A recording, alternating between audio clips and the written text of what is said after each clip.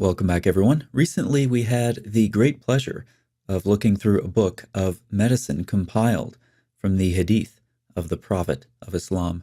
Let's review one thing we learned and then look at an interesting email response to it. We'll talk about this in more detail later, but let me summarize the main point of what's being said. There are numerous Hadith that talk about breastfeeding while pregnant. Here in Suyuti's Book of Medicine, Imam Malik is commenting on this topic. Essentially, the belief is that there is some interaction between menstrual blood and breast milk.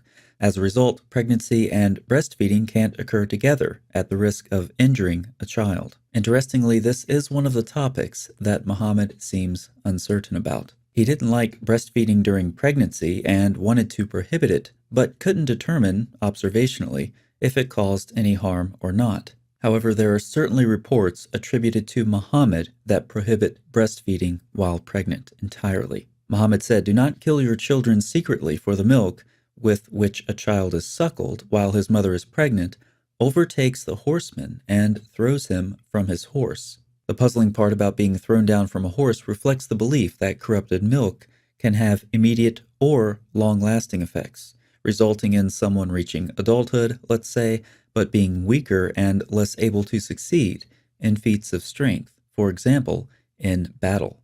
Now let's look at an email response that I received to my video, "Are You a Hadith Rejector?" This email comes from a woman in a Muslim-majority country, and so I will quote her anonymously because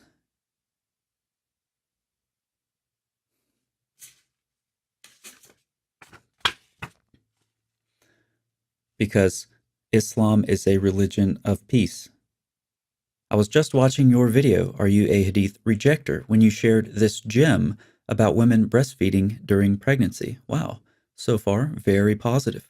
When I was pregnant with my second, I had several women tell me I needed to stop breastfeeding my toddler because it was bad for the baby. And now we see the wisdom of Muhammad coming to the surface. Then when I delivered, the nurse came to check if my milk had come in, and I said yes, because I'm still breastfeeding my toddler. She was horrified, rightly so, and told me I must immediately stop because it was bad for the baby, and it was a miracle that my baby had not died in the womb. Thankfully, I have a brain. Oh, so when she said this gem, she was being sarcastic. Now I see what's happening. Unfortunately, now pay attention to this part. However, this hadith leads to unsafe weaning practices as women wean their babies early when they get pregnant with another, and those in poverty cannot afford formula. So they give their babies cow's milk, mint tea, herbal infusions, and other food and drink that is not safe for an infant. Muhammad's wisdom leads to illness and malnourishment. I want to be very careful at this point to clearly articulate the root of the problem. The women described at the end of this email are impoverished in at least two ways, materially and intellectually. Materially, they can't afford baby formula. Intellectually, they're impoverished because they've been brainwashed with Muhammad's stupidity. The malnourishment of children because of these hadith is tragic, and I'm certain that if these women knew better, they would stop. But they don't know better. Many of them can't know better because all they know is Islam, and that's not their fault. I'll tell you whose fault it is. Muslim scholars and authorities have preserved and perpetuated the stupidity of these traditions and many others from Muhammad, regardless of the fact that so many of them are regressive, dangerous, and harmful, and affect most people who aren't in a position to know any better, like children or women in poverty in Muslim-majority countries. So great job, Muslims, keeping these traditions alive, from wife-beating to FGM to women being intellectually deficient to not breastfeeding while pregnant, and so much more. You're doing great work. Or not. So let's see what's actually going on with this medicine stuff in the Islamic sources. Regular viewers of this channel know by now that you should not assume originality when approaching the Muslim sources. Assume whatever you're reading came from somewhere else, and you'll be right most of the time, including now. Here's an example. Muhammad had this dumb idea that a baby would resemble whatever parent orgasmed first. This sounds very close to beliefs held by Aristotle and Galen, among others. And by very close, I mean identical. And regular viewers of this channel will be really surprised by what comes next. These same ideas are also expressed in Get ready to be surprised. Are you ready? This is something you haven't heard before 500 times on this channel. That's right, back to the same sources the Quran and Hadith borrow heavily from, rabbinic tradition. Here in the Talmud, we also see that a baby's characteristics are determined by who orgasms first. Note that a proof text is cited, Leviticus 12:2. The rabbis get there by using some of their hermeneutical gymnastics that no critically thinking exegete would accept. So they assume ideas from Greek medicine, but reverse the result by reading into the biblical text. So if a woman reaches an orgasm first, she will bear a male child, and vice versa.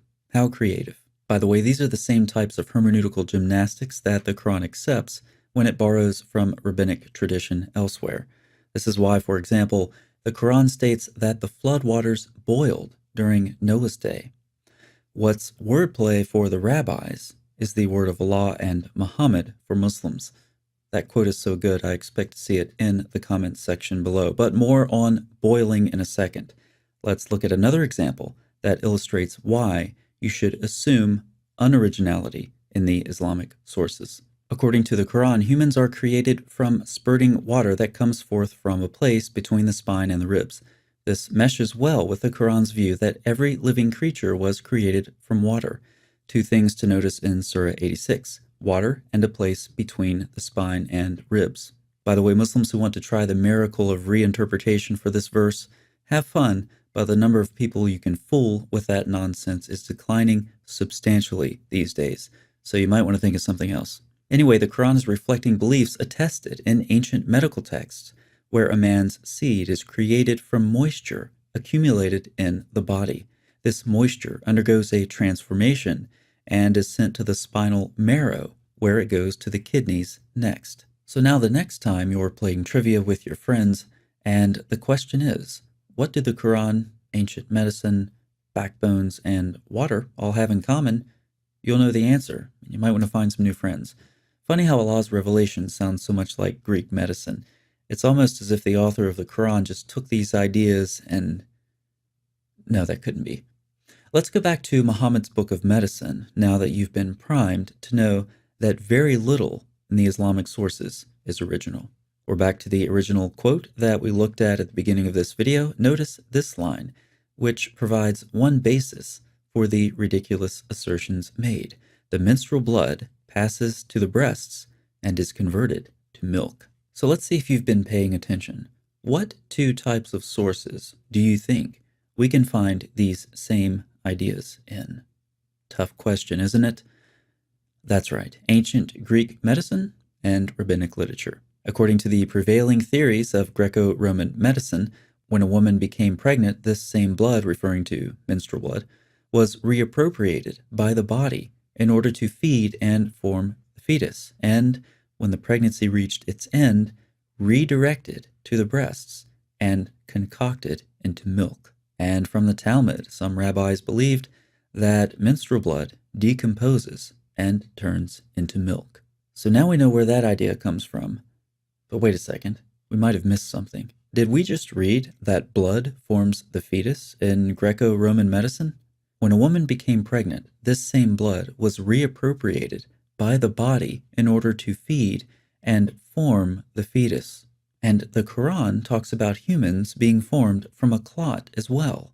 But what kind of clot? Could that be a blood clot? I don't know. I better ask the scholars.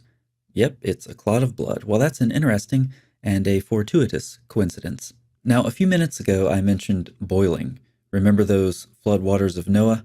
Just for your information, the mechanism that transforms blood into milk is heat, according to some of these ancient authors. So Aristotle believed that when menstrual blood passes through the heart on the way to the breasts, it was heated by the heart and turned into milk.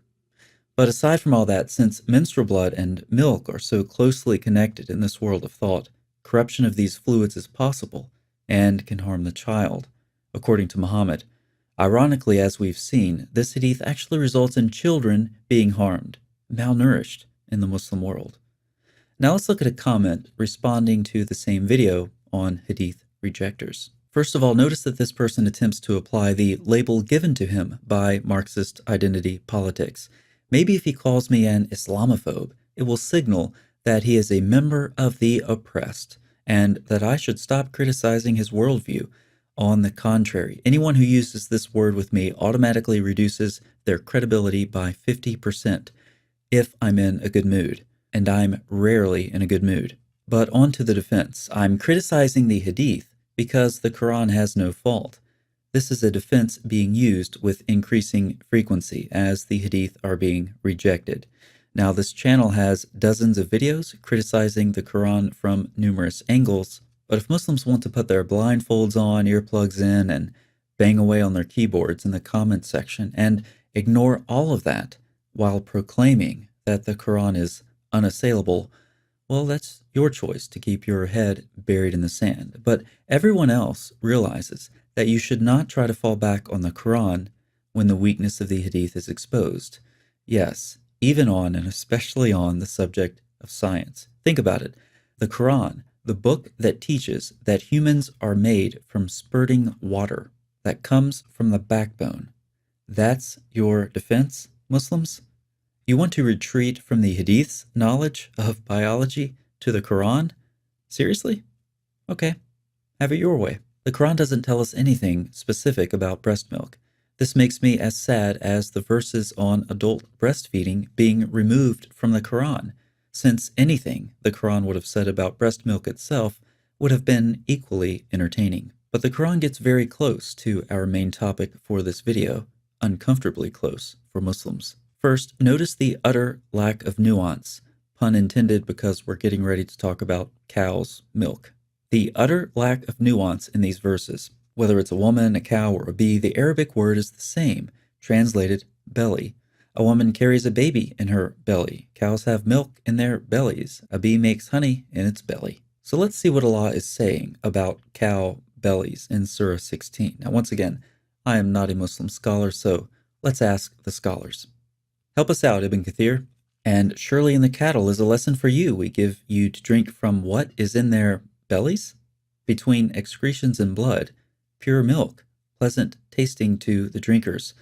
Sure does sound like milk is stored in the belly of a cow. Here's what Ibn Kathir gets from this verse. It, referring to milk, is between excrement and blood in the belly of the animal, in this case, the cow. So it seems that milk is stored in the belly of the cow. Let's read further. The blood goes to the veins and the milk goes to the udder, and blah, blah, blah, blah, blah. None of them gets mixed with another after separating, and none of them is affected by the other. Oh, this is the sign. Look how Allah keeps the milk and the excretions and the blood all in the stomach of the cow, but separate. What a miracle. Let's fact check Ibn Kathir and the Quran using a kids' science website. I thought a kids' science website would be appropriate since Muhammad loved children so much that he slept with one. As plant material and other stuff moves through the other chambers of the stomach and into the small intestine, nutrients and excess water are absorbed into the bloodstream and then circulate to the mammary gland in the udder.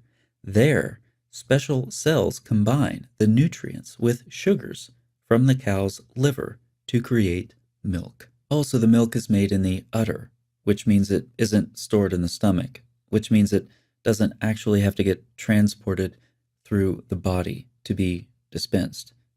Do you see where Allah failed here? If he would have used some nuance instead of the same word belly over and over, and if he would have said that cows don't actually have milk in their bellies, it's made in the udder, then maybe, just maybe, that would have fixed Muhammad's problem. Had the Quran been written more carefully and accurately, Muhammad and generations of Muslim scholars would have concluded that cows produce milk in their udders, and, by analogy, and here's the conceptual leap that hopefully Muhammad could have made, that by analogy, women produce milk in their breasts. Therefore, there's no danger of cross contamination between blood and breast milk. Then kids today wouldn't be malnourished because they don't know any better than to follow Muhammad's stupid hadith, which simply perpetuates outdated ideas from ancient medicine. But no, Allah makes no effort to contradict ancient Greek medicine in the Quran. In fact, we've actually seen that it's endorsed. So, no, Muslims, don't try to fall back on the Quran. In the very few times Allah musters up the courage to talk about biology in the Quran, he's embarrassing, like the Hadith, though mercifully, he's less detailed. Before we end, let's remind ourselves of the big picture of what's actually going on here. For a very long time now, Muslims have been losing wars and land, getting left behind in technology, and having their religion increasingly scrutinized. All of this has left them with an identity crisis. Modern science provided a new discourse and an opportunity to regain some credibility. If only the Muslim sources could be reread as scientifically accurate, maybe that would help the religion limp along for a time and blend in with modern societies, giving the illusion of compatibility. This enterprise is failing massively. Today, Islamic sources are being subjected to scrutiny like never before, and they are failing those tests as well. Yes, there are plenty of Muslims floating around in the vacuum of Islamic thought, but there are plenty leaving. Those numbers are increasing. The religion of Islam is collapsing. But hey, that's what happens when you build your house on the sand. Thanks so much for watching. I'll see you next time.